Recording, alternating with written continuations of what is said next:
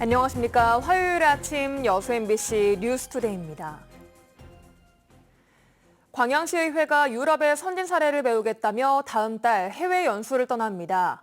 기초의회 해외 연수 때마다 외유성이란 비판이 적지 않은데요. 수천만 원의 혈세가 들어가는 만큼 시민들이 납득할 수 있는 결과물을 내놓아야 한다는 지적이 나오고 있습니다. 문형철 기자입니다. 광양시 의회가 작성한 국외 출장 계획서입니다. 관광, 문화, 예술 등과 관련된 해외 선진 사례를 광양시에 접목하기 위해 다음 달 2일부터 7박 9일 동안 해외 연수에 나섭니다. 방문하는 국가는 네덜란드와 벨기에, 프랑스. 세부 계획을 들여다보니 관광 명소인 담 광장과 풍차마을, 와인 농장과 문화, 예술 시설 등을 둘러보고 유람선을 타고 야경을 관람하거나 개선문 등을 보는 일정도 포함돼 있습니다.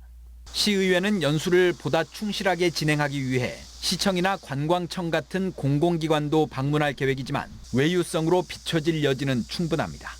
파트별로 좀 나눠서 가기 전에 좀 공부하고 가서 또 그 부분에 대해서 보고 또 저희 의원님들끼리 의견 나누고 그러기로 돼 있습니다.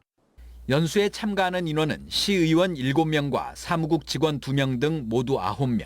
연수 비용은 한 명당 520여만 원으로 총 4,700만 원의 예산이 쓰입니다.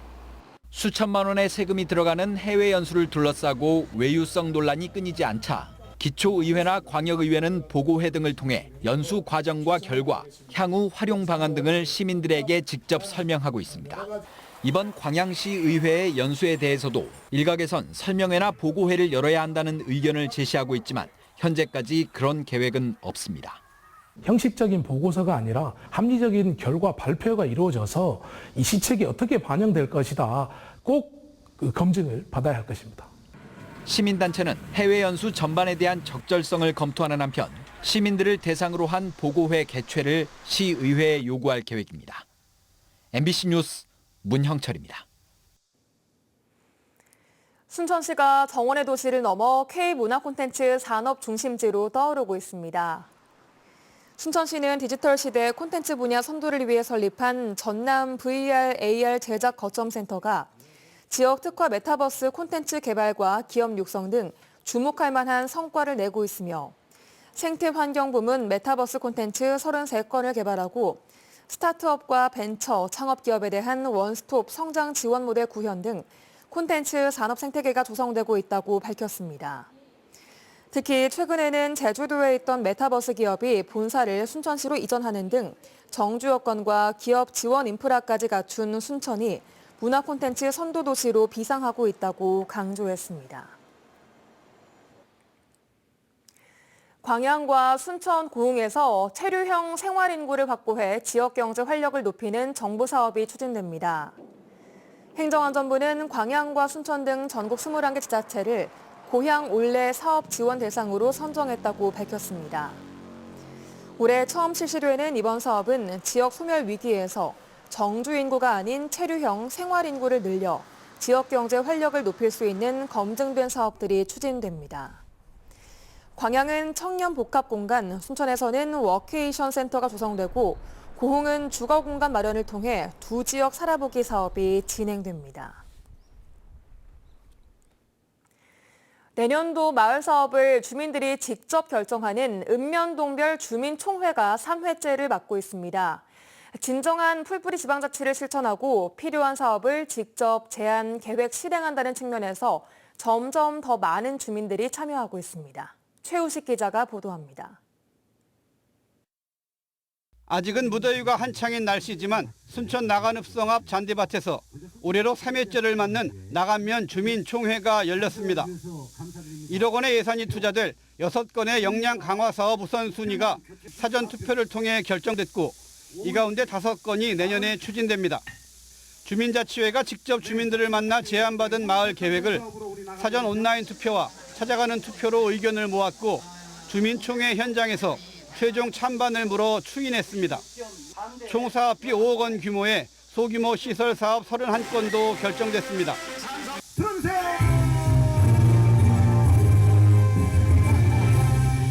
주민분들이 선호하는 그런 사업으로 우리 주민총회에서 결정이 나면 주민분들이 원하는 사업이다 보니까 홍보가 좋을 수밖에 없지 않습니까? 그래서 정말 이게 민주적이지 않나 저 자신도 그렇게 생각하고 주민분들도 가면은 너무 열렬하게 또 반겨주시고 해서 저희들도 봉사지만 뿌듯합니다. 올해 주민총회는 다음 달 12일까지 24개 읍면 동별로 사전 준비된 마을 계획과 사업을 가지고 거주 주민과 생활 주민들까지 동참한 가운데 개최됩니다. 순천시는 이렇게 주민총회에서 결정된 사업들을 검토해 세부 실행 계획을 세우고 예산을 편성한 다음 내년에 각 마을별로 실행할 예정입니다. 순천시에는 주민이 예산 편성의 과정에 참여하는 주민 참여 예산 제도하고 주민세 환원 사업이 있습니다. 24개 읍면동에 주민자치회가 출범하면서 그 사업의 결정 절차를 주민자치회가 주도하고 있고 오늘 주민총회는 주민들이 직접 투표로 내년도에 실행할 우리 마을 사업을 결정하는 아주 중요한 축제의 장입니다. 순천시 읍면동 주민총회가 제도 시행 3년째를 맞아 주민들의 적극적인 참여 속에 풀뿌리 지방자치를 실현하는 주민주도의 공론장으로 자리 잡고 있습니다. MBC 뉴스 최우식입니다. 고흥군이 문화예술단체 지원 사업인 고흥마을 실험단을 통해 지역 예술인과 문화예술단체를 지원하고 주민의 문화 향유 활동을 활성화하고 있습니다. 고흥마을 실험단은 지난 6월 공모를 거쳐 37개 단체가 최종 선정됐으며 이들 단체들은 지난달부터 고흥만 한여름 밤바다 타악 페스티벌 공연 등 관광객과 주민들을 대상으로 다양한 공연과 전시, 문화 행사를 활발하게 진행하고 있습니다. 고흥군은 지역 예술인들에 대한 지원을 늘리고 군민의 문화 향유 기회가 확대될 수 있도록 고흥의 고유한 문화 자원을 활용한 실험단 활동을 적극 지원하겠다고 밝혔습니다. 소비 부진으로 가격이 폭락하면서 전복 산업 전반의 위기가 심각합니다. 일본 해양 오염수 방류 논란 등 외부적 요인도 있지만 생산과 유통 등에서 풀어야 할 문제도 산적해 있습니다. 신광하 기자가 보도합니다. 14년 전 귀화한 최용민 씨는 소형 크레인이 달린 양식장 관리선을 새로 마련했습니다.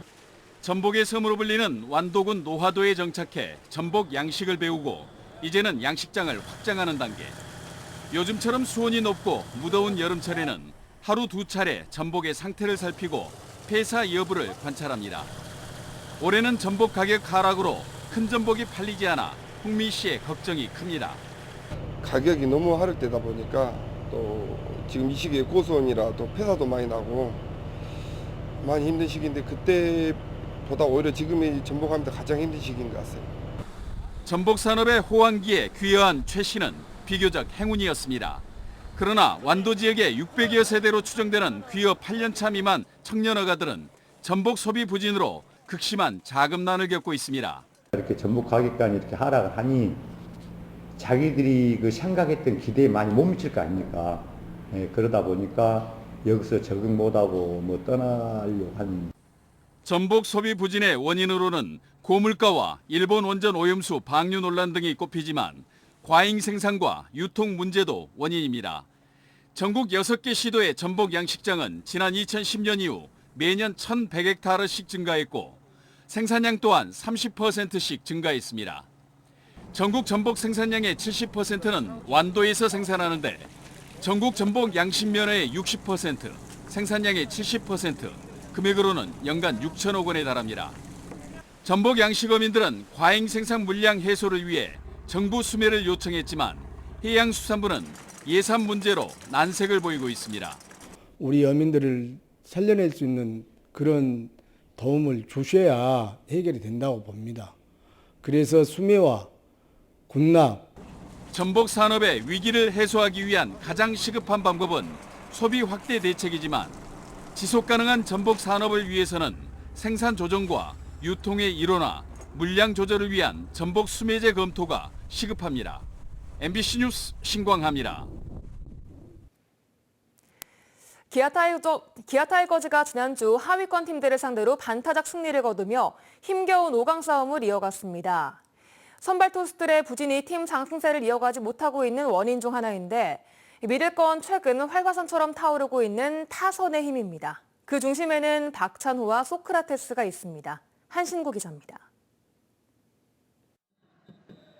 홈런을 허용하며 3대4로 역전당해 패색이 짙어가던 8회 말. 전 타석에서 홈런을 친 소크라테스가 또다시 결정적인 2점 홈런으로 분위기를 바꿉니다. 뒤이어 박찬호와 김도영의 연이은 적시타 행진으로 5점 비기닝을 만들면서 승리를 거머쥡니다. 기아 타이거즈는 지난주 3승 3패로 5위 두산과 게임차 없는 6위를 유지했습니다. 키움과 삼성, 9위 10위 하위권 팀과의 맞대결을 했기 때문에 더 아쉬울 수밖에 없는 성적표입니다. 대체 용병 선발 산체스의 부진이 이어지고 믿었던 양현종 역시 경기력 부진으로 2군으로 내려가는 등 선발 투수진의 부진이 후반기 상승세에 발목을 잡고 있는 겁니다. 그나마 전반기 제구력 난조를 겪었던 이의리 선수가 최근 안정감 있는 투구로 2년 연속 10승을 거둔 게 위안입니다. 믿는 구석은 역시 타선의 힘입니다. 최근 5경기 기아의 팀 타율은 3할 3푼 5리. 박찬호 선수가 3할 타율에 근접하며 커리어 하이 성적을 기록하며 발판을 놓고 있고, 최근 다소 주춤했던 소크라테스도 지난주 결정적인 홈런 3방을 터뜨리면서 나성범, 최영호와 함께 팀 중심 타선에 무게감을 확실히 싣고 있습니다. 기아 타이거즈는 이번 주 6월 이후 무서운 상승세를 타면서 2위까지 뛰어오른 KT, 그리고 하나와 만납니다. 특히 올 시즌 상대 전적 6승 1패로 절대적인 우위를 보였지만 후반기 승률이 8할이 넘을 정도로 KT의 선발 야구가 힘을 발휘하고 있는 만큼 이번 주 초가 5강 진입에 또 한 번 고비가 될 전망입니다. MBC 뉴스 한신구입니다. 이어지는 무더위로 광주와 전남 지역 내 온열 질환자와 가축 폐사 등 피해가 커지고 있습니다. 5월 20일부터 발생한 온열 질환자는 광주 62명, 전남 179명 등 241명으로 집계됐으며 전남에서는 2명이 숨졌습니다. 가축 폐사 피해도 늘어서 전남 16개 시군 122개 농가에서 59,449마리가 폐사했습니다. 전라남도도 전쟁 위기 상황을 가상한 실전 같은 을지 연습에 돌입했습니다. 전라남도는 어제 오전 6시 전 직원 비상소집에 이어서 도청 충무시설에서 2023년 을지 연습 최초 상황 보고회를 개최하고 민, 관, 군, 경, 소방의 통합 방위 태세와 이를 위한 연습 일정 등을 점검했습니다.